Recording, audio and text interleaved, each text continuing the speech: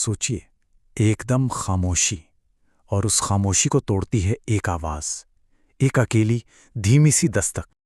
कुछ पल की चुप्पी और फिर एक और इसके ठीक बाद 3 बार लगातार तेजी से। लेकिन इस बार दस्तक अकेली नहीं थी, उसके साथ एक और आवाज थी, जैसे कोई दीवार की उस पार सांस लेने के लिए तड़प रहा हो। तो कहानी शुरू होती है एक 2 मंजिला घर से। बिल्कुल नया घर, रहने आए 4 नए लोग और एक ऐसी आवाज जो उनकी तीसरी ही रात को शुरू हुई। आवाज दीवार के पीछे से आ रही थी, बिल्कुल वैसे ही जैसे किसी को जिंदा चुनवा दिया गया हो। इस घर में ये 4 लोग एक नई जिंदगी की उम्मीद लेकर आए थे। एक था अभय, उसकी पत्नी माया, जिनकी नींद आप समझ लीजिए बहुत हल्की थी। फिर था रोहन, अभय का दोस्त, जिसे हर चीज में लॉजिक चाहिए होता था। और आखिर में थी इला, माया की बहन, जो अजीब तरीके से शांत रहती थी, हद से ज्यादा शांत। पहली 2 रातें तो आराम से निकल गईं, एकदम शांत। लेकिन तीसरी रात सब कुछ बदल गया। दीवार के पीछे से जो वो घुटी घुटी सी आवाज आ रही थी ना, वो अब साफ होने लगी थी। धीरे धीरे एक शब्द की शक्ल ले रही थी। और वो शब्द था एक नाम, या वो आवाज अभय का नाम पुकार रही थी। उसके दोस्त रोहन ने कहा, अरे पुराने पाइप्स होंगे, टेंशन मत ले। लेकिन अभय के दिमाग में एक ही बात घूम रही थी, पाइप्स किसी का नाम नहीं लेते। अगले दिन घर में एक अजीब सा सन्नाटा था, इतना नॉर्मल कि वो अबनॉर्मल लग रहा था, मानो रात को कुछ हुआ ही ना हो। लेकिन इला, वही शांत रहने वाली इला, उसकी नजर बेसमेंट की दीवार पर गई। वहां एक नई पतली सी दरार थी, बिल्कुल ऐसी जैसे किसी ने दीवार के अंदर से उसे खरोचने की कोशिश की हो। चौथी रात जब आवाज वापस लौटी, तो बस उनके सब्र का बांध टूट गया। उन्होंने फैसला कर लिया कि इस दीवार को तोड़ना ही पड़ेगा। धूल, मिट्टी, टूटी हुई ईंटें, सब कुछ हटाने के बाद उन्हें वहां कोई लाश नहीं मिली। मिली तो सिर्फ एक चीज, एक पुराना काले रंग का टेप रिकॉर्डर।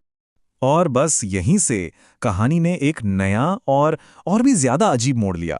जैसे ही रोहन ने उस रिकॉर्डर को हाथ में उठाया, क्लिक, वो अपने आप चालू हो गया, बिना किसी बटन को दबाए, और टेप घूमने लगा। टेप से जो पहली आवाज आई, वो सुनकर सबके होश उड़ गए, क्योंकि वो आवाज अभय की ही थी। और वो एक ऐसी मौत के बारे में बात कर रहा था जो अभी तक हुई ही नहीं थी। उसने कहा, अगर तुम ये सुन रहे हो तो मैं मर चुका हूं। और फिर एक दूसरी आवाज, ये माया की थी। दहशत से कांपती हुई आवाज में वो कह रही थी, सीढ़ियों से नीचे मत उतरना, प्लीज। अब रोहन ठहरा प्रैक्टिकल आदमी, वो बोला, ये किसी का मजाक है, हो सकता है कोई वॉइस एआई का चक्कर हो। लेकिन तभी इला ने हमेशा की तरह एक ऐसी बात कही जिसने सबको चुप करा दिया। उसने बस इतना पूछा, ठीक है, लेकिन ये आवाजें भविष्य के बारे में क्यों बात कर रही हैं? और इसके बाद जो हुआ ना, उसने इस बात पर मोहर लगा दी कि वो टेप सिर्फ एक रिकॉर्डिंग नहीं था। नहीं, वो एक स्क्रिप्ट थी, एक ऐसी स्क्रिप्ट जिसका ड्रामा अभी शुरू होना बाकी था। सबसे पहले माया बेसमेंट में गिर गई, और गिरते वक्त उसके मुंह से हर्फ ब हर्फ वही शब्द निकले जो टेप में थे। इसके ठीक बाद रिकॉर्डर में एक नई आवाज आई, रोहन की। और कुछ ही दिन बाद एक कैब एक्सीडेंट में रोहन की मौत हो गई। उसके भी आखिरी शब्द वही थे जो टेप ने पहले ही सुना दिए थे। आप सोचिए ये सब कितनी तेजी से हो रहा था। तीसरी रात दीवार से अभय का नाम, चौथी रात वो टेप मिलता है जो उनका भविष्य बता रहा है। कुछ दिन बाद माया का एक्सीडेंट, और उसके ठीक 3 दिन बाद रोहन की मौत। ऐसा लग रहा था जैसे कोई उन्हें पकड़कर जबरदस्ती उनके अंजाम तक खींच रहा हो। तो अब उस घर में बचे थे सिर्फ 2 लोग, अभय और इला। 2 लोग जा चुके थे, बिल्कुल वैसे ही जैसा टेप ने कहा था। सवाल अब यह था कि आखिर उस रिकॉर्डर का मकसद क्या था? और इसका जवाब इला के पास था। एक ऐसा जवाब जिसे सुनकर रोंगटे खड़े हो जाएं। यहीं पर कहानी का सबसे डरावना पल आता है। अभय को अब भी लग रहा था कि शायद ये टेप एक वार्निंग है, एक चेतावनी, कि शायद इससे बचने का कोई रास्ता निकल आए। पर इला ने जो कहा वो सच्चाई थी, और वो सच्चाई बेहद डरावनी थी। उसने कहा, ये वार्निंग नहीं, ये एक रिहर्सल है।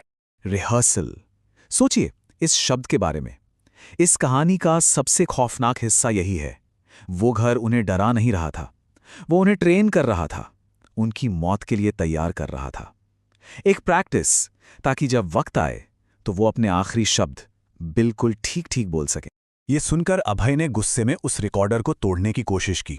सोचा कि इसे खत्म कर देंगे तो सब ठीक हो जाएगा, लेकिन इससे उनकी आखिरी उम्मीद भी मर गई, क्योंकि अब आवाजें रिकॉर्डर से नहीं बल्कि घर की हर दीवार से, हर कोने से आने लगीं। ऐसा लगा जैसे पूरा का पूरा घर ही एक रिकॉर्डर बन गया हो और वो दोनों उसके अंदर फंस गए थे। अगली सुबह जब पुलिस वहां पहुंची तो घर एकदम खाली था। अभय और एला दोनों गायब थे, और सबसे अजीब बात, बेसमेंट की दीवार बिल्कुल वैसी ही थी जैसे उसे कभी किसी ने हाथ भी न लगाया हो। लेकिन कहानी यहां खत्म नहीं हुई। पुलिस को बेसमेंट के फर्श पर वही टेप रिकॉर्डर पड़ा मिला। उन्होंने उसे खोला और अंदर एक बिल्कुल नई कैसेट थी, एकदम फ्रेश। और उस नई कैसेट के लेबल पर सिर्फ और सिर्फ एक ही नाम लिखा हुआ था, आपका। तो इस पूरी कहानी से एक बात तो साफ है, अगर कभी किसी सुनसान घर में दीवार के पीछे से ऐसी घुटी हुई आवाज सुनाई दे तो ये समझ जाना चाहिए कि वो आवाज मदद नहीं मांग रही, वो मरना सिखा रही है।